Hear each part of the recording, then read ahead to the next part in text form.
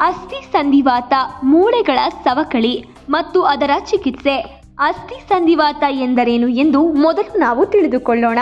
ಅಸ್ಥಿ ಸಂಧಿವಾತವು ಜಂಟಿ ಕೀಲುಗಳಲ್ಲಿ ಬರುವ ಕಾಯಿಲೆಯಾಗಿದ್ದು ಕಾಲಾನಂತರದಲ್ಲಿ ಜಂಟಿ ಅಂಗಾಂಶಗಳು ಒಡೆದಾಗ ಸಂಭವಿಸುತ್ತದೆ. ಇದು ಸಂಧಿವಾತದ ಸಾಮಾನ್ಯ ವಿಧವಾಗಿದೆ ಮತ್ತು ವಯಸ್ಸಾದವರಲ್ಲಿ ಇದು ಹೆಚ್ಚಾಗಿ ಕಂಡುಬರುತ್ತದೆ. ಅಸ್ಥಿ ಸಂಧಿವಾತದ ಜನರು ಸಾಮಾನ್ಯವಾಗಿ ಕೀಲು ನೋವು ಮತ್ತು ವಿಶ್ರಾಂತಿ ನಂತರ ಅಲ್ಪಾವಧಿಗೆ ಟಿವಿ ಸುಲಭವಾಗಿ ಚಲಿಸಲು ಅಸಮರ್ಥತೆ ಹೊಂದಿರುತ್ತಾರೆ. ಸಾಮಾನ್ಯವಾಗಿ ಅಸ್ಥಿ ಸಂಧಿವಾತದಿಂದ ಬಾಧಿತ ಕೀಲುಗಳು, ಕೈಗಳು, ಬೆರಳುಗಳ ತುದಿಗಳು ಮತ್ತು ಹೆಬ್ಬೆರಳುಗಳ ಬುಡ ಮತ್ತು ತುದಿಗಳಲ್ಲಿ, ಮಂಡಿಗಳು, ಸೊಂಟ, ಕುತ್ತಿಗೆ, ಬೆನ್ನಿನ ಕೆಳಭಾಗ.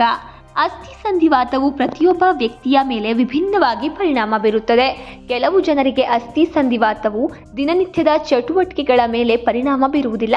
ಇತರರಿಗೆ ಇದು ಗಮನಾರ್ಹವಾದ ನೋವು ಮತ್ತು ಅಂಗವೈಕಲ್ಯವನ್ನು ಸಹ ಉಂಟು ಮಾಡುತ್ತದೆ. ಆಯುರ್ವೇದ ಶುದ್ಧ ಉತ್ಪನ್ನವಾದ ಅಸ್ಥಿಬಲಂ ಕ್ಯಾಪ್ಸೂಲ್ಸ್ ಅಸ್ಥಿ